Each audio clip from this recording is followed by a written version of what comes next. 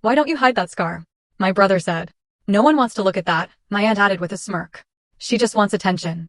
I stayed silent until her husband, a retired colonel, saw my arm and went pale. Operation Iron Storm, ma'am. My aunt's face went white. Imagine spending years building something with every fiber of your being, something that demands every ounce of your courage and sacrifice, only to have the people who should celebrate you tear it down.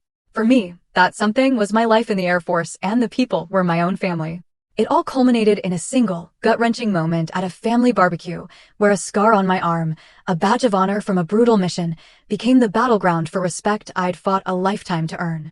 See, I'm Lieutenant Colonel Rachel Chester. I'm 41 now, but my journey started from the ground up, forging a career in the U.S. Air Force. We're talking discipline, deployments, and yes, this scar that tells its own story. For years, I showed up for my family, especially my Aunt Linda, who never really showed up for me. She mocked my uniform, my choices, everything. But when her own husband, a retired colonel, saw that scar and knew what it meant, everything, and I mean everything, changed. Have you ever felt dismissed or humiliated by the very people who should have been your biggest cheerleaders? If you have, you're not alone. I grew up in a working-class military family. In our house, respect and appearances mattered, sometimes more than warmth. My dad served 22 years in the Air Force, retiring as a master sergeant when I was just 16. Our home ran on military time, military discipline. You earned your place at the table through service and sacrifice. Then there was my mother's sister, Aunt Linda. She was the polar opposite. She married into the military, but never really absorbed its values. She was polished, loud, judgmental, and utterly convinced she knew what made a proper woman. Meanwhile, my mom quietly supported my dad through every deployment, every reassignment. Linda turned every family gathering into her personal stage. I remember my high school graduation. She showed up in a white pantsuit, sunglasses perched on her head, and spent the entire ceremony critiquing everyone else's outfits. So, when I told her at 22 that I was joining the Air Force, following in my dad's footsteps, she rolled her eyes so hard I thought they might just stick. You'll regret that haircut and those boots, she said, sipping her mimosa at the celebration brunch. Men don't like women who try to be men. My dad, bless his heart, said nothing, but his jaw, it tightened. I learned early on that Aunt Linda's approval wasn't something you earned through achievement. It was something she dispensed based on whether you fit her incredibly narrow definition of femininity and success. Still, I showed up. Birthdays, barbecues, Thanksgiving, Christmas. I wore my dress blues when protocol allowed, civilian clothes when it didn't. I'd listen to her go on about her book club, her garden, her theories on why modern women were too aggressive. I'd smile through her jokes about G.I. Jane and her oh-so-subtle suggestions that I'd never find a husband playing soldier. Her husband, Colonel Raymond Moore, was a retired Army officer. 30 years of service before he hung up his uniform. He was quiet, reserved. The kind of man who measured people in silence and spoke only when his words carried real weight. At family functions, he'd just sit in the corner with a beer, watching everything, saying almost nothing. I respected him from a distance, like you respect a mountain you've never climbed. When I deployed overseas for the first time, I sent gifts home. Care packages for my younger cousins, birthday cards for my mom, even a box of cigars for Colonel Raymond I'd picked up at a basic exchange in Germany. Aunt Linda? She never acknowledged them. But my cousins wrote thank you notes. The imbalance was always clear. I gave respect and loyalty. She gave criticism, disguised as concern. My basic military training at Lackland Air Force Base was exactly what I needed.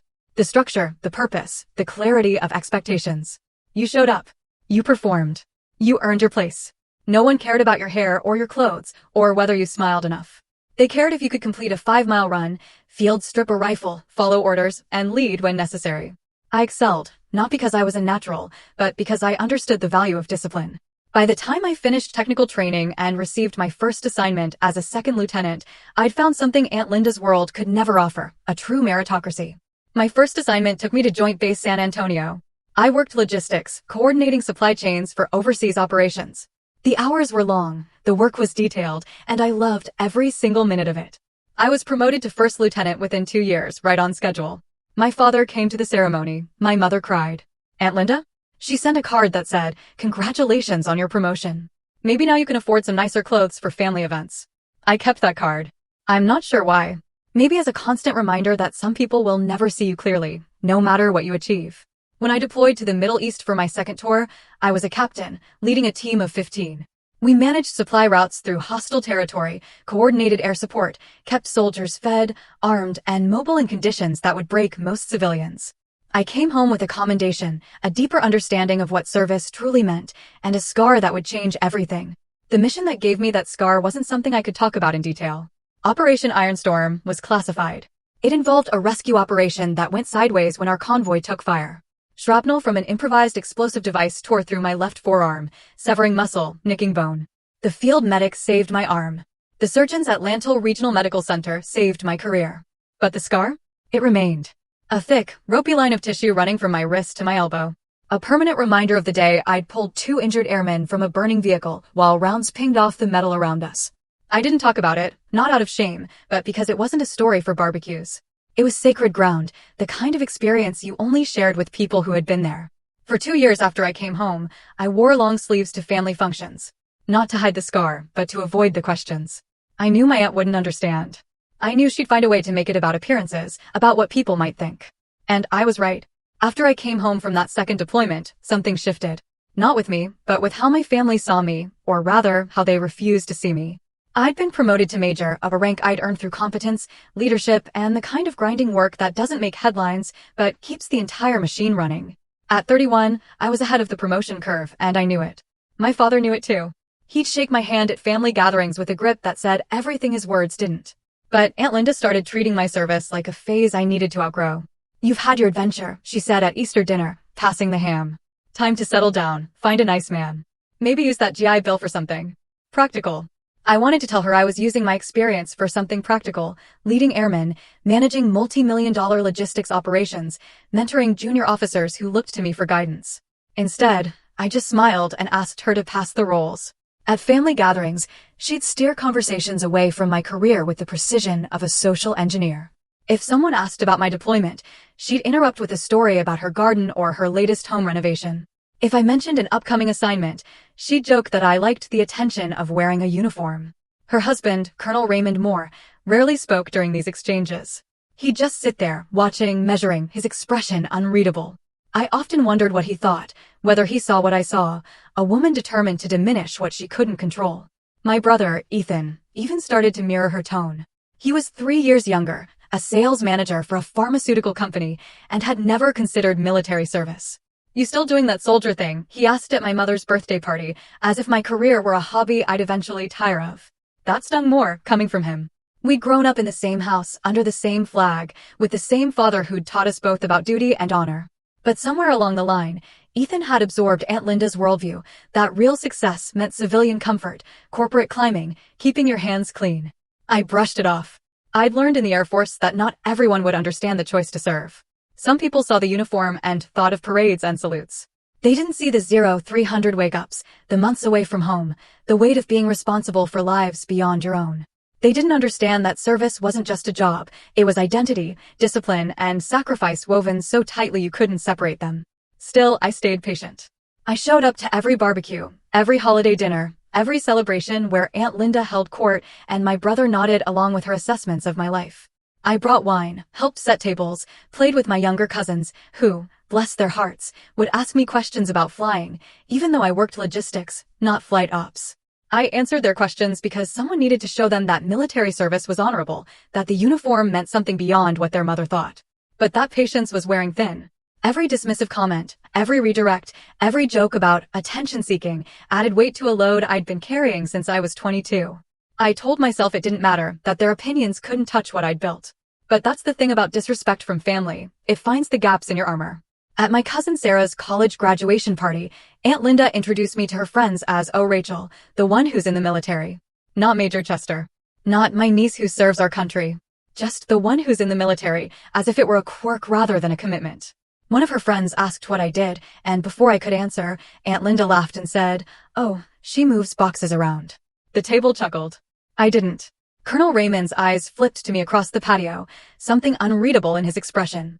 Then he looked away. I stayed another hour, then drove home to my apartment off base and sat in the silence, wondering why I kept subjecting myself to people who refused to see me. The answer, I knew, was the same reason I'd stayed in the Air Force through hard deployments and long hours. Walking away felt like surrender. And I'd been trained never to surrender. But the question was becoming louder. What exactly was I fighting for? If respect couldn't be earned through service, sacrifice, and competence, then what currency did my family deal in? I didn't have an answer yet. But I knew something had to change. That change came at a summer barbecue. A day that should have been about burgers, laughter, and sunlight. Instead, it became the day I stopped asking for permission to exist. The barbecue was supposed to be casual, my mother's 60th birthday, held at Aunt Linda's sprawling backyard with its manicured lawn and outdoor kitchen that looked like it belonged in a home design magazine. I'd driven 3 hours from base, bringing a gift and a fruit salad I'd assembled at 0530 that morning before PT. The weather was perfect. Clear skies, low humidity, the kind of day that made you forget that just 2 months prior, I'd been in a desert where the temperature hit 120 degrees by 1000. I wore civilian clothes, but for the first time in years, I chose short sleeves. A simple blue cotton shirt, jeans, sneakers. Nothing dramatic, but the scar was visible. That thick, ropey line of tissue running from my wrist to my elbow, slightly darker than my skin tone, textured in a way that caught the light differently. I'd made the decision that morning while getting dressed. I was tired of hiding. Tired of accommodating other people's comfort at the expense of my own truth. The scar was part of my story. Part of my service. If they couldn't handle it, that was their problem. The party was already in full swing when I arrived. Aunt Linda was holding court near the grill, directing my uncle and Colonel Raymond on proper burger flipping technique. My brother was there with his girlfriend, a blonde woman in a sundress who worked in marketing. Cousins, family, friends, neighbors, maybe 40 people total, scattered across the yard in clusters of conversation and laughter. I hugged my mother, gave her the gift, and grabbed a beer from the cooler. For the first hour, everything was fine. I talked with Sarah about her new job, helped my younger cousin with his college essay, chatted with a family friend about base housing policies. The scar was visible, but no one mentioned it. Then we sat down to eat. Long tables arranged under a pergola, plates loaded with food, conversation flowing easily. I was sitting between Sarah and my brother, across from Aunt Linda and Colonel Raymond. Ethan noticed first. He was reaching for the potato salad when his eyes caught on my forearm, and his expression shifted. Something between surprise and discomfort. "Why don't you cover that scar?" he said, loud enough that the conversation around us dimmed. "No one wants to see that while eating." The table went quiet. Not completely silent, but that particular kind of hush where everyone's suddenly listening while pretending not to. I felt heat rise to my face, but I kept my voice level. "It's just a scar, Ethan." Aunt Linda snorted, setting down her fork with a deliberate clink. "She loves the attention. Always has." A few people laughed, that uncomfortable social chuckle that's more about tension relief than humor. I felt my jaw tighten. I wanted to respond. Wanted to explain. Wanted to tell them exactly what this scar represented. But I'd learned in the military that sometimes silence carries more weight than words. So, I said nothing. I looked down at my plate, cutting my burger into smaller pieces. I had no intention of eating. Then I heard a sharp intake of breath. Colonel Raymond's fork had stopped halfway to his mouth. He was staring at my arm. His expression transformed from polite dinner guest to something else entirely. Recognition. Maybe shock. Something profound I couldn't quite name. The silence stretched. Then he spoke, his voice cutting through the ambient noise with the authority of 30 years in command. "Operation Iron." "Storm, ma'am." The entire table went dead silent. I looked up, meeting his eyes. They were no longer the distant, measuring eyes of a man at a family barbecue. They were the eyes of a soldier recognizing another soldier's sacrifice. "Yes, sir," I said quietly. He stood. Everyone watched as this retired Army colonel, this man who rarely spoke more than 10 words at family gatherings, pushed back his chair and stood at attention. Then he saluted me. A slow, deliberate, textbook-perfect salute. My heart hammered in my chest. I stood automatically, returning the salute with the same precision. Aunt Linda's smirk had vanished. Her mouth was slightly open, her eyes starting between her husband and me, trying to understand what was happening. "You were there." Colonel Raymond's voice was barely above a whisper. But in the silence, everyone heard it. "Yes, sir." "The convoy extraction. 3rd week of October." "Yes, sir." He lowered his salute, and I lowered mine. Then he did something I didn't expect. His eyes welled up. Not tears exactly, but a shine that spoke of memories too heavy to carry alone. "Then you've earned that scar 10 times over," he said, his voice rough. "And anyone who can't see that doesn't understand the first damn thing about service." No one spoke. Aunt Linda looked like she'd been slapped. My brother stared at his plate. The other guests exchanged confused glances, unsure whether to resume eating or wait for someone to explain. Colonel Raymond sat down slowly, his hands shaking slightly. He reached for his water glass, took a long drink, then looked at his wife. "Linda," he said quietly. "This woman pulled 2 injured airmen from a burning vehicle under enemy fire. The after-action report is still classified, but I read the commendation brief. She kept her team alive when most people would have frozen or run." Aunt Linda's face had gone pale. I didn't know." "You didn't ask," I said. My voice was steady now. You never asked. The barbecue continued, but the energy had shifted irrevocably. People ate quietly, conversations restarting in subdued tones. I finished my meal in silence, my appetite gone, but my posture straight. When I left an hour later, Colonel Raymond walked me to my car. I should have spoken up sooner, he said. The way she talks to you. I should have said something years ago. It's not your fight, sir. The hell it is, he said, his command voice emerging briefly. Then softer, your family. And you've served with distinction. That deserves respect, not mockery. I nodded, not trusting my voice. He extended his hand, and I shook it. A firm grip that lasted several seconds. Proud to know you, Major Chester. Thank you, sir. I drove home with the windows down, letting the wind clear my head. Something had broken at that table, and I wasn't sure yet whether it could be repaired. But for the first time in years, I felt like I'd been seen, really seen. And that changed everything. After that day, things shifted in ways I couldn't have predicted. The most immediate change was silence. Aunt Linda stopped calling. The family text chain, usually buzzing with pictures and plans, went quiet whenever I contributed. My brother sent a text 3 days after the barbecue, sorry if things got weird. You know, Linda, she doesn't think before she speaks. I read it twice, then put my phone down without responding. That wasn't an apology. It was an excuse, a deflection wrapped in false sympathy.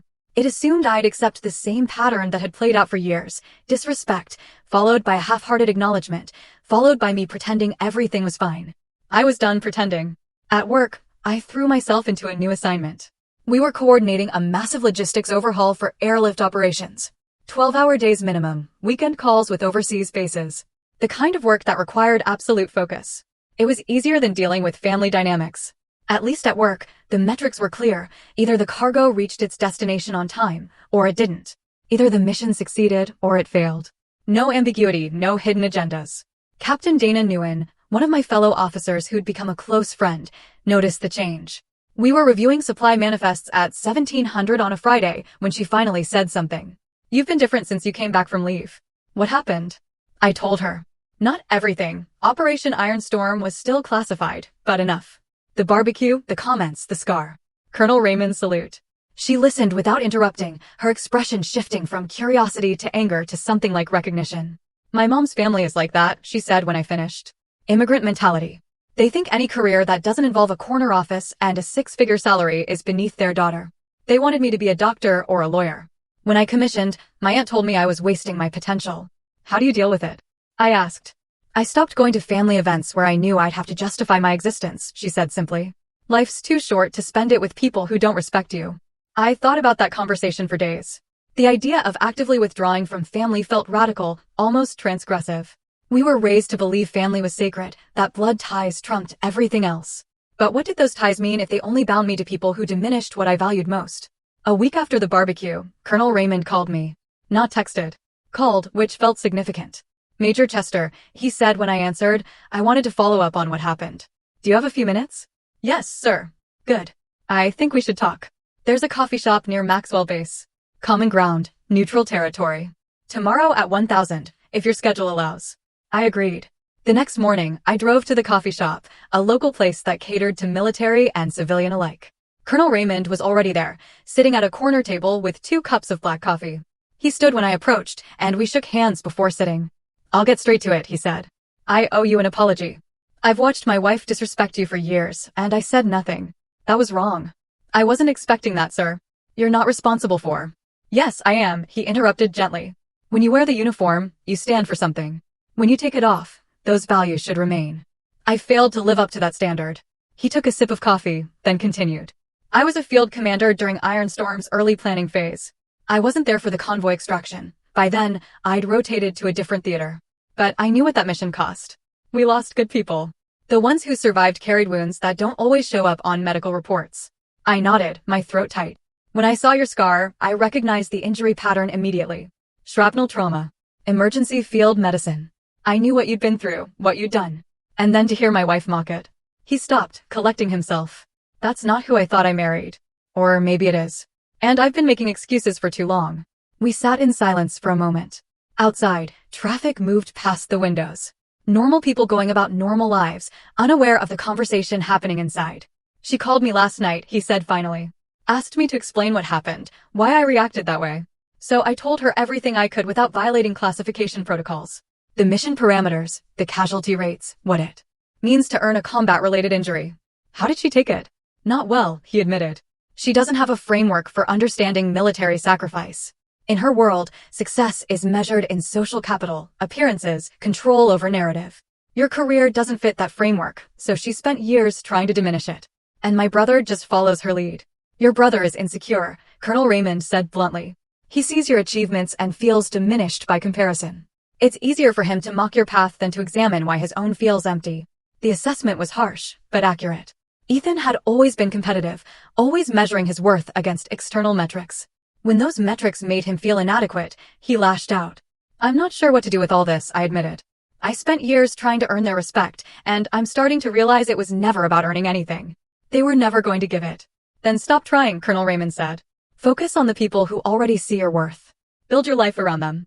Everyone else is background noise. He finished his coffee, then pulled out his wallet and placed a challenge coin on the table between us.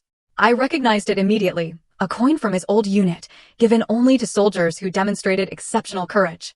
This belonged to a friend who died in combat, he said. I want you to have it. Not because you need validation, but because you've earned recognition from someone who understands what you've sacrificed.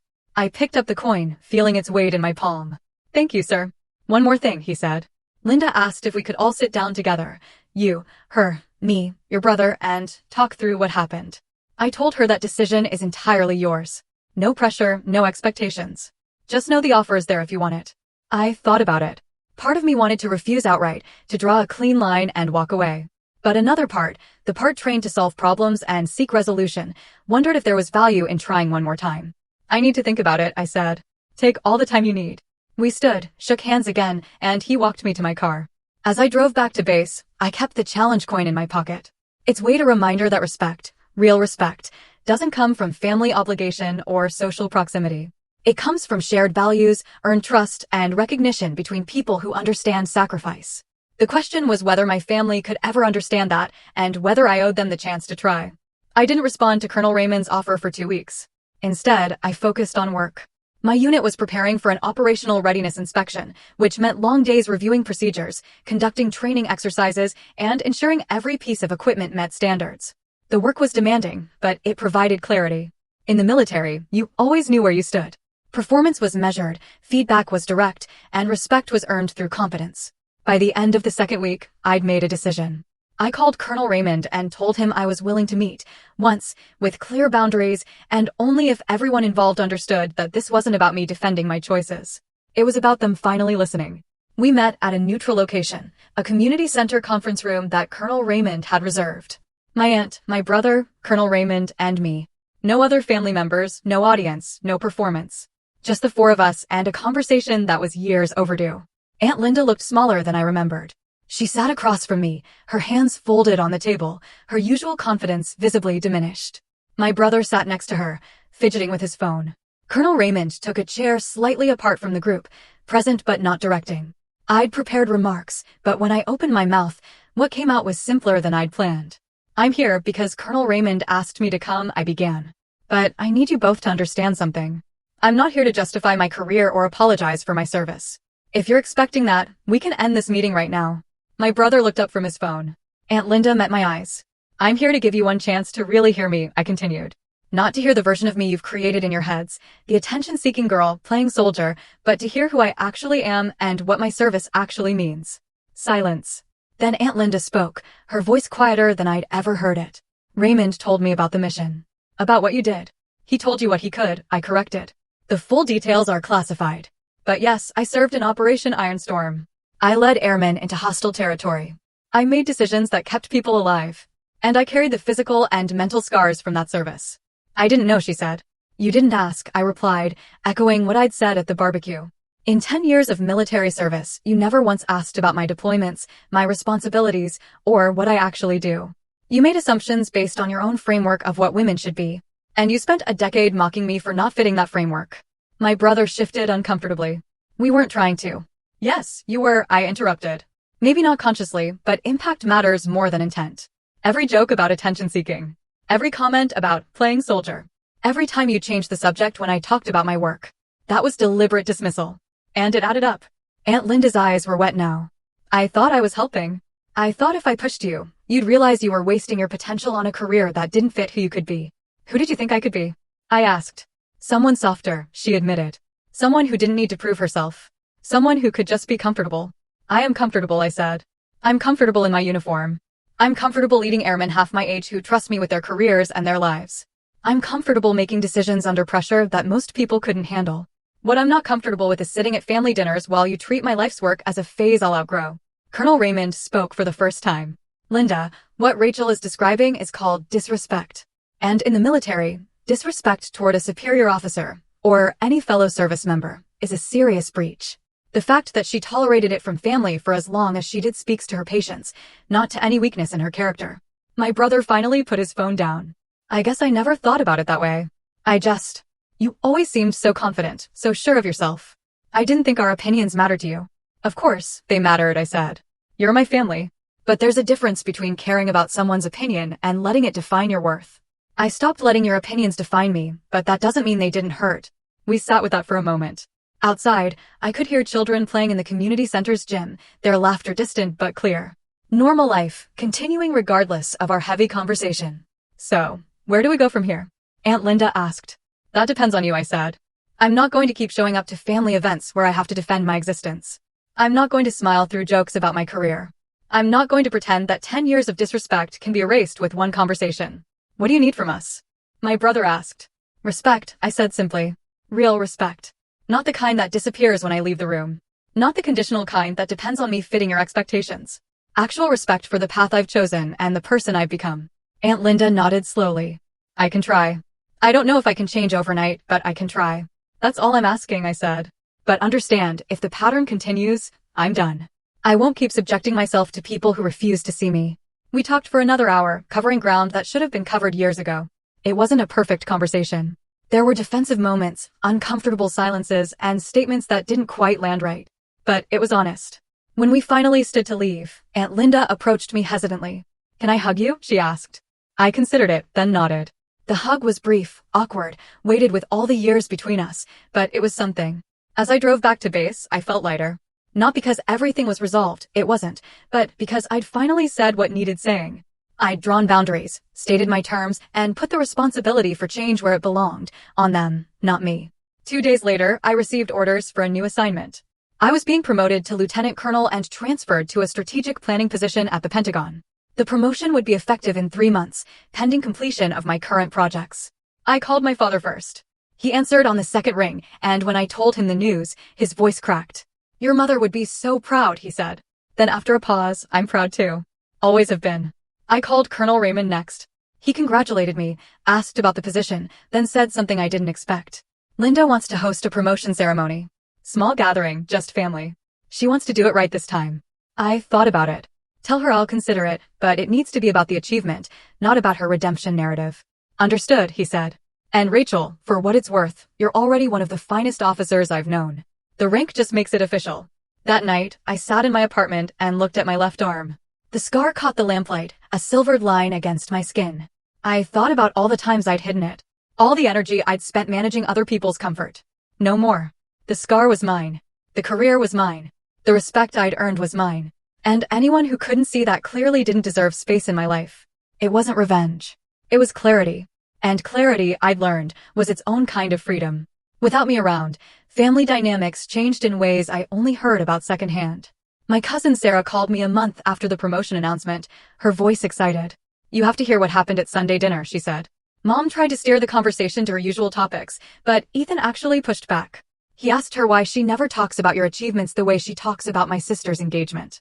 I smiled despite myself. What did she say? She got defensive at first, but then Uncle Raymond backed him up. He said something like, Linda, our niece is about to become a lieutenant colonel. That's a bigger achievement than most people accomplish in their entire careers. Maybe it's time we acknowledge that. And she just deflated. Like she realized she couldn't control the narrative anymore. Then Emma, my little sister, asked if you could come talk to her JROTC class about military careers. Mom couldn't exactly say no in front of everyone. The shift was subtle but significant. At gatherings I didn't attend, my name came up differently. My achievements became reference points, conversation topics, sources of family pride instead of sources of discomfort. Colonel Raymond sent me photos occasionally. The family at Thanksgiving. My promotion announcement printed and framed on Aunt Linda's mantle. My brother wearing an Air Force cap I'd sent him years ago that he'd never worn before. The change in Aunt Linda was slower, more hesitant. She sent a card for my birthday, the first one in 5 years that didn't include a passive-aggressive comment about my life choices. It just said, "Proud of you. Love, Aunt Linda." Small words, but they meant something. Meanwhile, I poured myself into my new responsibilities. The strategic planning position required a different skill set: long-term thinking, interagency coordination, briefing senior leaders on complex operational scenarios. I worked with colonels, generals, and civilian defense officials who'd spent decades in their fields. The work was intellectually demanding in ways that frontline logistics never was, and I loved it. I also started mentoring younger officers, especially women dealing with subtle disrespect. Every story reminded me of my own journey. The dismissive comments, the casual sexism, the exhaustion of constantly proving yourself. One lieutenant told me about her family asking when she'd settle down and start a real life. I told her about Aunt Linda, about the barbecue, about learning to value herself independently of family validation. "So, what do you do when the people who should support you don't?" she asked. "You find the people who do," I said. "And you build your life around them. Everyone else is optional." The mentoring work became one of my favorite responsibilities. I started hosting quarterly coffee sessions for junior female officers, creating space for them to discuss challenges without fear of career repercussions. Captain Dana Nguyen co-facilitated with me, and together we built a network of support that spanned bases and career fields. "You know what's interesting?" Dana said after one session. "You're doing for these women what you wish your family had done for you." She was right. I turned my own experience of being unseen into a mission to ensure others felt visible. When I was pinned for lieutenant colonel, the ceremony was exactly what I'd requested: professional, dignified, and focused on the achievement rather than family drama. My father pinned one of my new rank insignias, and Colonel Raymond, at my request, pinned the other. Aunt Linda attended, sitting in the back row with my brother. She didn't try to take center stage. She just watched. And when I caught her eye afterward, she nodded with what looked like genuine respect. The reception was small: fellow officers, mentors, and the family members who'd actually supported my career. My father gave a short speech about watching me grow from a determined child to an accomplished officer. Colonel Raymond talked about the first time he'd really seen me, not at a family gathering, but at that barbecue, when my scar told a story my family had refused to hear. When it was my turn to speak, I kept it brief. Service means different things to different people. For me, it's always meant this: showing up, doing the work, and leading with integrity. Even when recognition doesn't come. Especially when recognition doesn't come. Today isn't about proving anything to anyone. It's about acknowledging a milestone in a career I'm proud of, surrounded by people who've supported that career. That's all I've ever wanted. Afterward, Aunt Linda approached me carefully. "That was a beautiful ceremony," she said. "Thank you for including us," I said simply. "Your family. Even when it's complicated. I want you to know I've been thinking a lot about what you said, about respect, about really seeing you. I'm trying." "I know," I said. And I did know. The change wasn't perfect, wasn't complete, but it was real. She was trying, and that was more than I'd had before. 2 years passed. I excelled in my position, received top evaluations, and was identified as a fast-track candidate for colonel. My personal life expanded beyond work. I dated, traveled, took up photography as a hobby. I built a life that felt full, not because it looked a certain way, but because it aligned with my values. The mentoring work grew beyond coffee sessions.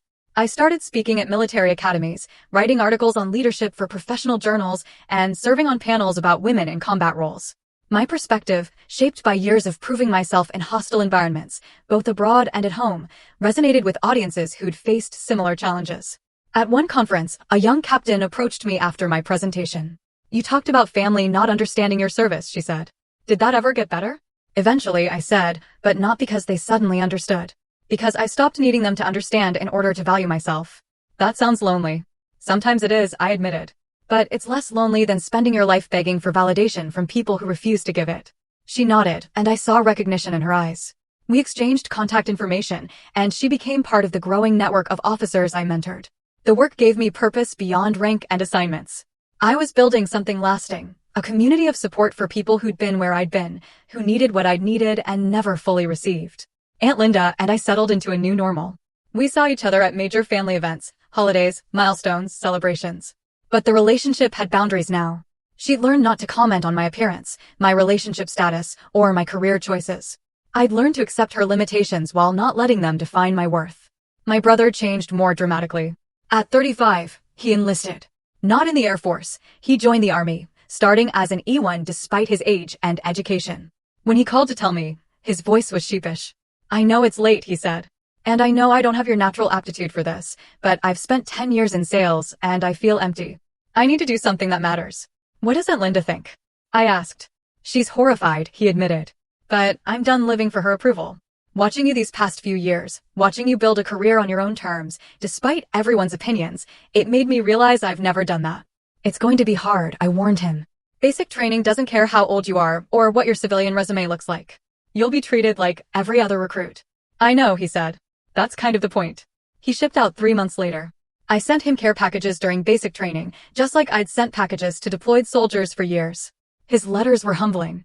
Descriptions of physical challenges, mental exhaustion, the grinding work of transforming from civilian to soldier. I finally understand what you meant about service being identity, he wrote in one letter. It's not something you do, it's something you become. I'm sorry it took me this long to see that. I wrote back with encouragement and practical advice. The brother who'd mocked my soldier thing was learning firsthand what that thing actually meant. It didn't erase the years of dismissiveness, but it created space for a different kind of relationship.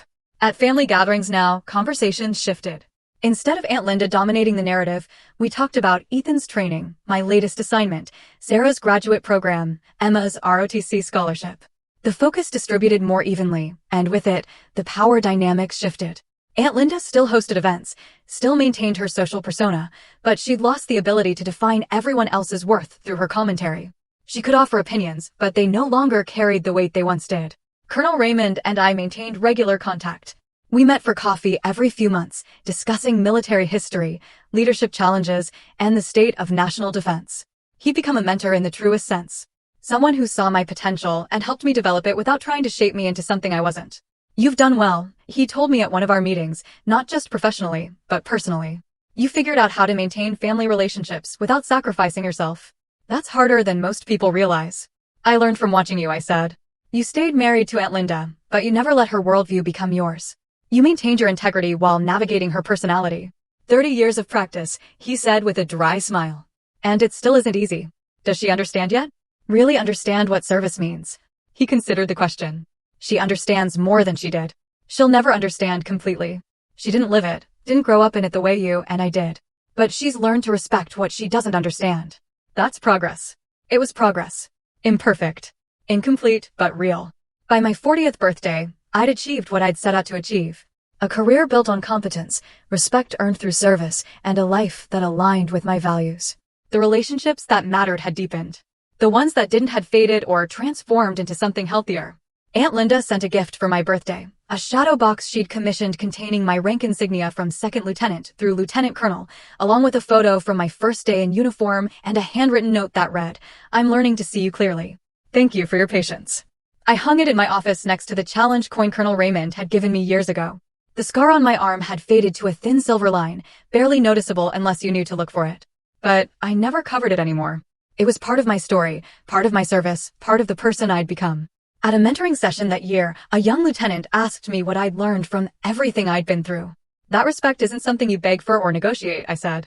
It's something you establish through boundaries, consistency, and the willingness to walk away from people who refuse to give it. And sometimes, not always, but sometimes, when you establish those boundaries, people rise to meet them. They become better versions of themselves because you refuse to accept less. What if they don't? She asked. Then you've lost nothing except the illusion that they were capable of seeing you. And that's not really a loss. That's clarity. The session ended, and I drove home through familiar streets, thinking about how far I'd come. Not just in rank or responsibility, but in understanding my own worth independently of anyone else's validation. It wasn't the dramatic transformation that people write stories about. It was quieter than that. A series of small decisions, boundaries established and maintained, relationships renegotiated or ended. But it was mine, and that made all the difference. It's been 5 years since that barbecue. I'm Lieutenant Colonel Rachel Chester, United States Air Force, 41 years old, and I've spent the last 2 decades building a career I'm proud of. The scar on my left arm is still visible, faded now to a thin line that catches light. Differently than the surrounding skin, a permanent record of Operation Iron Storm, and the day I pulled 2 airmen from a burning vehicle while the desert burned around us. At every new officer orientation I lead, I roll up my sleeve and tell them the same thing. Every mark you earn in service, physical or otherwise, is a record of courage, competence, and commitment. Never let anyone shame you for surviving. Never let anyone diminish what you've sacrificed. And never, ever apologize for being exactly who you are. The younger officers listen with an intensity one recognize. They're at the beginning of their journeys, facing the same challenges I faced. Families who don't understand, civilian friends who can't relate, the constant low-grade pressure to be softer, quieter, more accommodating. I tell them what I wish someone had told me earlier. That service is its own reward, that external validation is nice, but not necessary, and that the respect that matters most is the respect you give yourself. Aunt Linda still hosts family events. She's 63 now, still polished, still social, but the sharp edges have softened. She asks about my work now, actually listens to the answers, and introduces me to her friends as our Rachel, Lieutenant Colonel in the Air Force, with something that sounds like pride. It's not perfect. She still occasionally comments on my lack of a husband or children, still doesn't fully grasp what my career entails, but she's learned to lead with respect rather than criticism. The transformation wasn't dramatic. There was no tearful reconciliation scene, no moment where she suddenly understood everything I'd been trying to tell her for years. Instead, it was gradual. A series of small corrections, boundaries I maintained, conversations where I refused to accept less than what I deserved. Over time, she adapted. Not because she fundamentally changed who she was, but because I fundamentally changed what I would tolerate. My brother completed his enlistment and re-upped for another term. He's a sergeant now, E5, stationed in Georgia with a wife he met during technical training. When we talk, there's a mutual respect that wasn't there before, the kind that only comes from understanding sacrifice firsthand. He calls me for advice sometimes, asking about leadership challenges or how to handle difficult subordinates. I help when I can, and occasionally I ask him for perspective on enlisted culture, areas where my officer experience leaves gaps. I get it now, he told me last Christmas. Why you stayed in, even when we were all being assholes about it. There's something about serving that gets into your bones. You can't really explain it to people who haven't done it. No, I agreed. You can't. Colonel Raymond retired fully from military life, but stays active in veteran organizations. We still meet for coffee quarterly, and he's become one of my most trusted advisors. When I'm facing a difficult decision, I call him. When I need perspective on navigating senior leadership politics, he provides it. The respect between us is mutual, built on shared values and shared understanding of what service costs.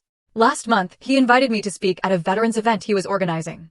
The audience was mostly older, mostly men, Vietnam and Gulf War veterans who'd served in different eras, but shared the common bond of military service. I talked about Operation Iron Storm, to the extent classification allowed, about leadership under pressure, about carrying visible and invisible scars with pride. Afterward, an elderly Vietnam vet approached me. "Thank you for your service, Colonel," he said, saluting. "And thank you for saying what needed saying about scars. I've spent 50 years covering mine." I returned his salute, then shook his hand. "It's never too late to stop covering them, sir." He nodded, eyes wet, and walked away. Those moments, the connections with other veterans, the mentoring of younger officers, the quiet pride of knowing I've served with integrity, those are what make everything worthwhile. Not the rank, not the recognition, but the knowledge that I've contributed something meaningful to something larger than myself. The mentoring network I started has grown into a formal organization now, with chapters at bases across the country. We host quarterly conferences, maintain an online forum, and provide resources for female officers, dealing with challenges ranging from sexual harassment to family obligations to career transitions. I serve on the board, contributing when my operational schedule allows. Captain Dana Nguyen, my friend and colleague, was promoted to major last year. She's taken over day-to-day leadership of the organization while I provide strategic guidance. Watching her excel, watching the network grow beyond what I could build alone, that's its own kind of success. At the last conference, a young second lieutenant approached me during the networking session. She was fresh out of the academy, bright-eyed and idealistic in the way that only brand new officers can be. "I heard your story," she said, "about your family not understanding your service. I'm dealing with something similar. My parents wanted me to go to medical school. They think I'm wasting my potential. What do you think?" I asked. "I think I'm exactly where I'm supposed to be," she said firmly. "But it's hard when the people you love don't see that." "It is hard," I agreed. "And I won't lie and say it gets easy, but it gets clearer. You learn to trust your own judgment more than other people's opinions. You learn that the validation that matters comes from within, from the work itself, from the people you serve alongside." "Did your family ever come around?" "Eventually," I said, "but by the time they did, I'd already learned not to need it. That's the real freedom, not getting approval, but realizing you can thrive without it." She thanked me and walked away. And I hoped she'd remember that conversation when things got difficult, because they would get difficult. Service always is. That night, I stood in my apartment looking at the shadow box Aunt Linda had made. My rank progression, captured in silver and gold insignia. Next to it hung the challenge coin from Colonel Raymond, the one that belonged to his friend who died in combat. And beside that, a photo from my promotion ceremony. Me in dress blues, standing tall. The scar on my arm visible and proud. This is the legacy I'm building. Not perfection. Not universal approval. But integrity. Service with honor. Leadership rooted in respect, both given and demanded. A life aligned with values that matter. Some lessons take time, but respect once earned, truly earned, not through family obligation, but through demonstrated competence and courage, doesn't fade. It endures. And so do I. 2 years later, I'm standing in a briefing room at the Pentagon, surrounded by maps, data projections, and senior leadership, when my phone buzzes with a text from my father. Your mother's in the hospital. Heart attack, stable now, but it was close. The meeting continues around me. Talk of supply chain vulnerabilities, operational timelines, strategic resource allocation, but my mind is suddenly elsewhere. I excuse myself quietly, step into the corridor, and call him back. She's okay, he says before I can ask. They caught it early. She's in ICU at Walter Reed, conscious and talking, asking for you. I'll be there in 20 minutes, I say. I inform my supervisor, grab my cover, and drive across the city with my emergency. Flashers on. Walter Reed Army Medical Center is familiar territory. I've visited wounded airmen here, attended ceremonies, briefed on medical logistics. But walking through those doors as a family member rather than an officer feels different. The professional distance collapses. My father is in the waiting room, looking older than I remember.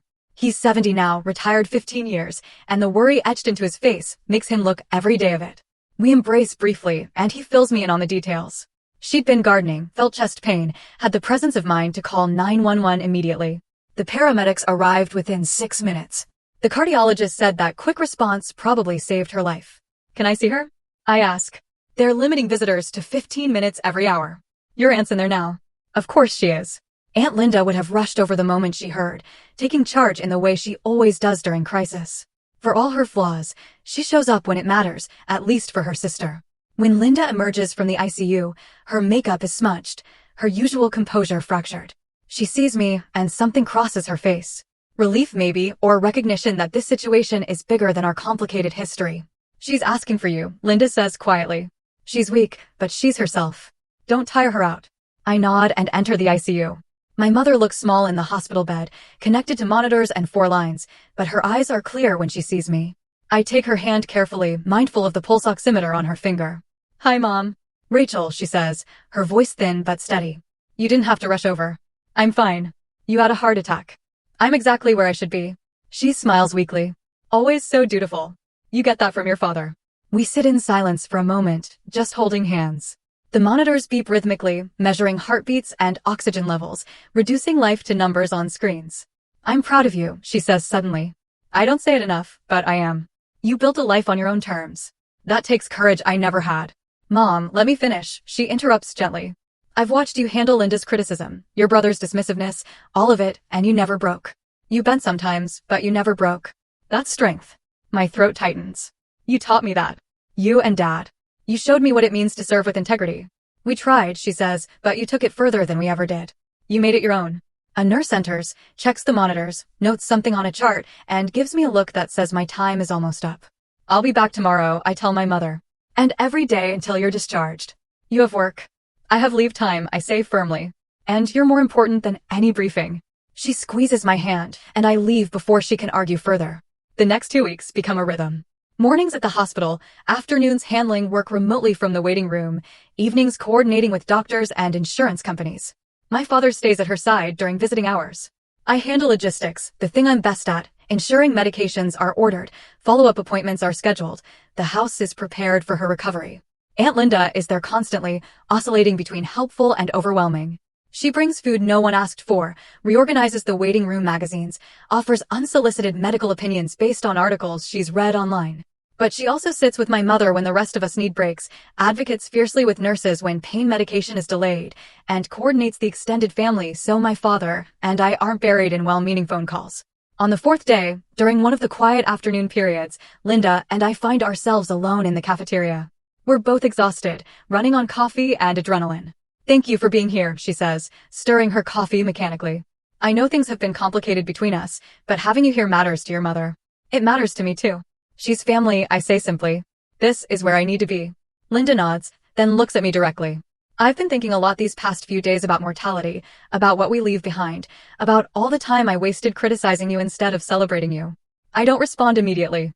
This isn't the place for another reckoning, not with my mother fighting to recover 2 floors above us.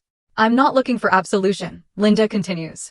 I know I can't undo the years of dismissiveness, but watching you these past few days, the way you've taken charge, the way you balance compassion with confidence. I finally see what Raymond's been telling me all along. You're not playing at being a soldier. You are a soldier. It's as fundamental to who you are as breathing. It's taken you a long time to see that, I say, keeping my voice neutral. It has, she admits. And I'm sorry it required your mother's heart attack to make me see clearly. That's not fair to you. No, I agree. It's not. We sit in silence, drinking bad hospital coffee. 2 women who've spent years misunderstanding each other, finally finding common ground in crisis. For what it's worth, Linda says quietly, I'm proud of you too. I know I haven't said it, haven't shown it, but I am. I appreciate that, I say, and I mean it. Even though the words would have meant more a decade ago. My mother is discharged after 10 days. The cardiologist prescribes medications, lifestyle changes, and cardiac rehabilitation. My father will be her primary caregiver, but I arrange for a visiting nurse for the first 2 weeks and set up a family schedule so someone checks in daily. My brother requests emergency leave and flies in from Georgia. He's gained muscle from military training, carries himself with the posture of someone who's learned discipline through structure. When he arrives at the house, he hugs me tightly. Thanks for holding down the fort, he says. I couldn't get here sooner. We were in the field. No communication. I know how it works, I say. I'm glad you're here now. We fall into an easy partnership, tag-teaming the household tasks while our father focuses on our mother. Ethan cooks something he learned in the army, while I handle medical coordination. In the evenings, we sit on the back porch and talk about our respective careers, swapping stories that our parents don't need to hear about close calls and difficult commands, and the weight of responsibility. I think about that barbecue sometimes, he says one evening, the one where I made that comment about your scar. I was such an ass. You were, I agree. But you've grown. Military will do that, he says. Strip away all the bullshit. Show you what actually matters. I spent 10 years thinking success meant sales numbers and bonuses. Now I realize that was just noise. What matters now? I ask. Purpose, he says immediately. Knowing that what you do has meaning beyond yourself. You figured that out at 22. Took me till 35. Better late than never. He laughs and we sit in comfortable silence, watching the sunset over the suburban neighborhood where we grew up. By the 3rd week, my mother is strong enough to sit in the living room, receive visitors, and complain about the restrictions her cardiologist has imposed. She's not allowed to drive for 6 weeks, can't lift anything heavier than 10 pounds, must attend cardiac rehab 3 times a week. She hates all of it, which the doctors assure us is a good sign. Frustration means she's feeling better. Colonel. Raymond visits, bringing flowers and his quiet, steady presence. He and my father talk in the den about old deployments, shared experiences, the specific loneliness of military life that spouses rarely understand. Watching them together, I'm reminded that service creates bonds that transcend service itself. How are you holding up? Raymond asks me later, finding me in the kitchen preparing dinner. I'm fine, I say automatically, then correct myself. Actually, I'm tired and worried and grateful she's alive. All of it at once. That's normal, he says. Crisis brings everything to the surface. Gratitude, fear, unresolved tensions. How's it been with Linda? Surprisingly okay, I admit. We had a conversation. Not a complete resolution, but an acknowledgement. She's trying. She is, he confirms. This scared her, made her realize how much time she's wasted on things that don't matter. She's not going to transform overnight, but she's more aware now. Awareness is a start, I say. He helps me chop vegetables, and we work in companionable silence. This is what real support looks like, I think. Showing up, doing the work, being present without needing credit or recognition. During the 4th week, I received notification that I'm being considered for a strategic position that would require a move to Colorado Springs. It's a significant opportunity, one that could position me for promotion to full colonel within 2 years. The timing feels impossible. How can I consider relocating when my mother is recovering? When my father might need support? When family suddenly feels more fragile than ever? I discuss it with my father one evening after my mother has gone to bed early. You should take it, he says immediately. I haven't even told you what it is yet. Doesn't matter, he says. I know that look. It's the same look you had when you told us you were joining the Air Force. It's an opportunity that matters. But Mom, she'll be fine, he interrupts. She's recovering well. We have support. And Rachel, your mother would never forgive me if I let you turn down a career opportunity because of her health scare. She didn't raise you to put your life on hold. It's not putting my life on hold. It's being here when you need me. We don't need you, he says. Not at the cost of your career. You've worked too hard, sacrificed too much. Take the position. We'll visit. You'll visit. Technology exists. We'll manage. I consider his words. Part of me wants to argue, to insist that family comes first, that I should stay close during this uncertain time. But another part, the part that's been shaped by 2 decades of military service, knows he's right. My mother is stable. The crisis has passed. Life continues. I'll think about it, I say. Don't think too long, he warns. The best opportunities don't wait for perfect timing. That night, I sit on the back porch under a clear sky, thinking about choices and consequences, about duty to family and duty to self. The military taught me that mission comes first, but it also taught me that taking care of your people is part of the mission. Which people? Which mission? The lines blur. My phone rings. It's Captain Dana Nguyen, now Major Nguyen, calling from her new assignment in Japan. I heard about your mom, she says. How's she? I fill her in on the recovery, the family dynamics, the complicated emotions of crisis management. And how are you? She asks, cutting through my deflection. Confused, I admit. I got offered a position in Colorado Springs. Major career opportunity, but the timing feels wrong. Is your mom going to die in the next 6 months? Dana asks bluntly. No, at least not if she follows medical advice. Then the timing is fine, Dana says. Rachel, you can't put your career on hold every time family needs you. That's a trap women fall into constantly.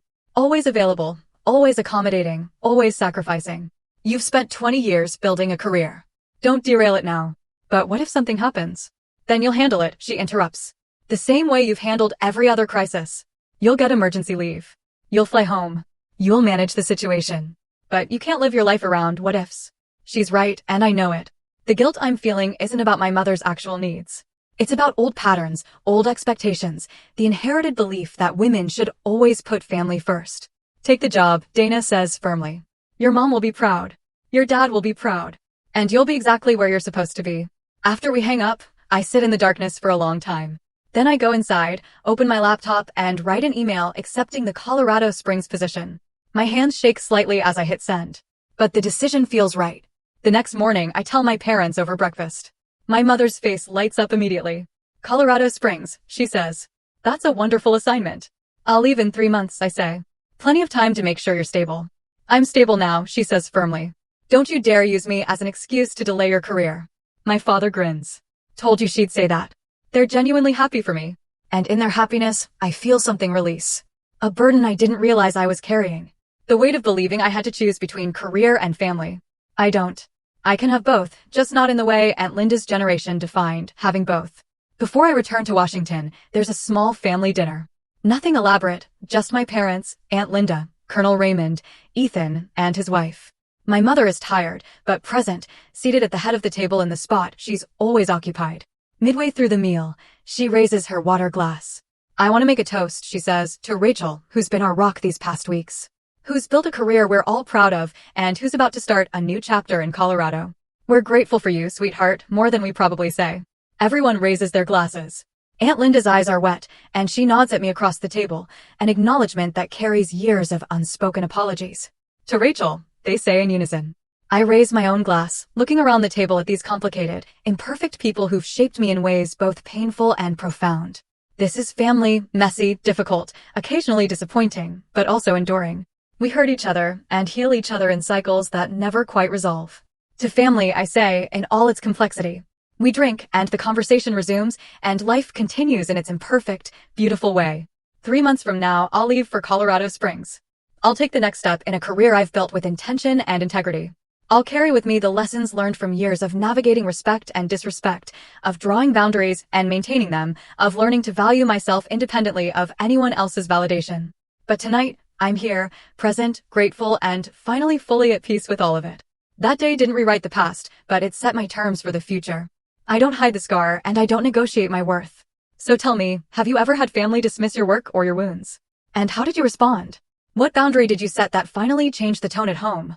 Who surprised you by standing up for you when it mattered? If you were at that barbecue, what would you have said to my aunt or to me? Do you have a scar story, visible or not, that you're ready to own today? Raymond visits, bringing flowers and his quiet, steady presence. He and my father talk in the den about old deployments, shared experiences, the specific loneliness of military life that spouses rarely understand.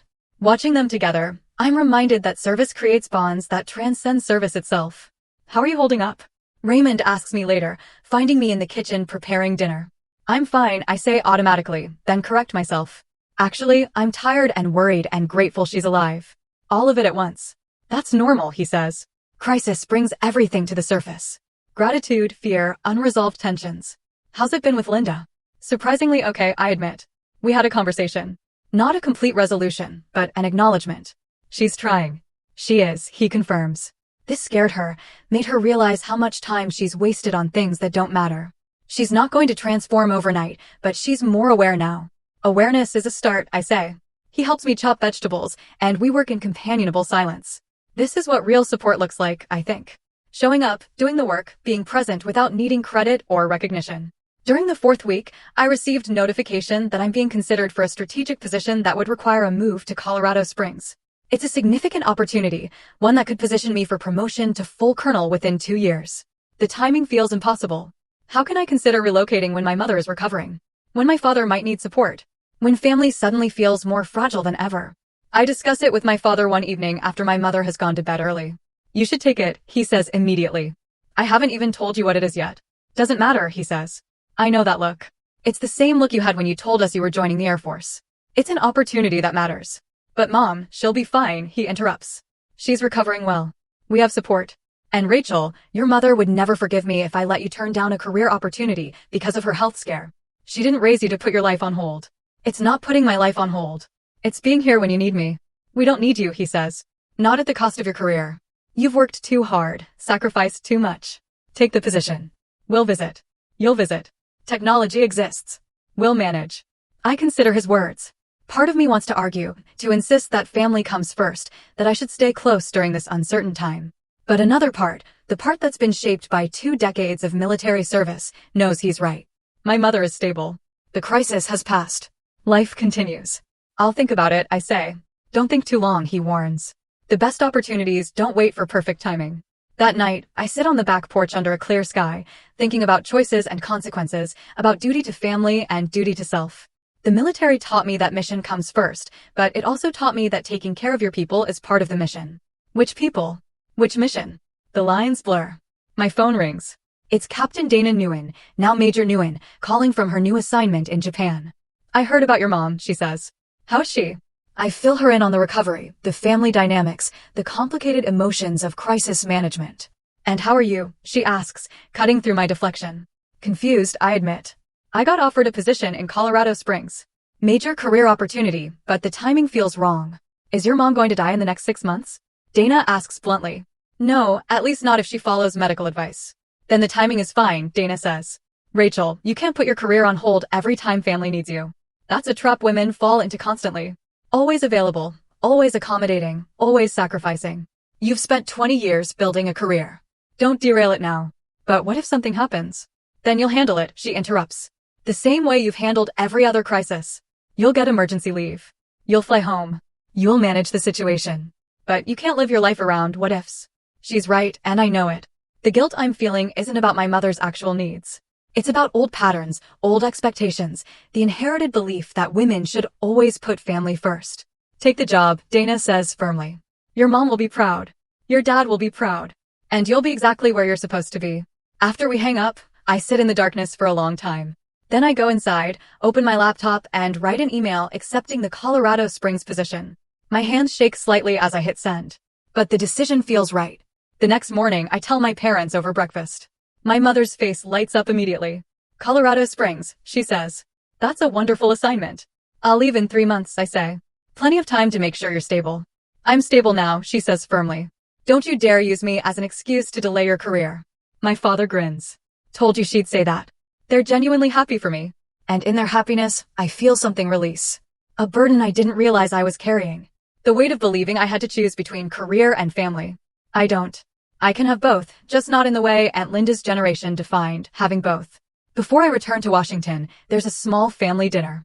Nothing elaborate, just my parents, Aunt Linda, Colonel Raymond, Ethan, and his wife. My mother is tired, but present, seated at the head of the table in the spot she's always occupied. Midway through the meal, she raises her water glass. I want to make a toast, she says, to Rachel, who's been our rock these past weeks. Who's built a career we're all proud of, and who's about to start a new chapter in Colorado. We're grateful for you, sweetheart, more than we probably say. Everyone raises their glasses. Aunt Linda's eyes are wet, and she nods at me across the table, an acknowledgement that carries years of unspoken apologies. To Rachel, they say in unison. I raise my own glass, looking around the table at these complicated, imperfect people who've shaped me in ways both painful and profound. This is family, messy, difficult, occasionally disappointing, but also enduring. We hurt each other and heal each other in cycles that never quite resolve. To family, I say, in all its complexity. We drink, and the conversation resumes, and life continues in its imperfect, beautiful way. 3 months from now, I'll leave for Colorado Springs. I'll take the next step in a career I've built with intention and integrity.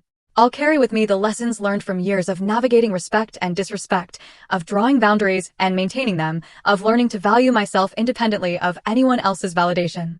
But tonight, I'm here, present, grateful, and finally fully at peace with all of it.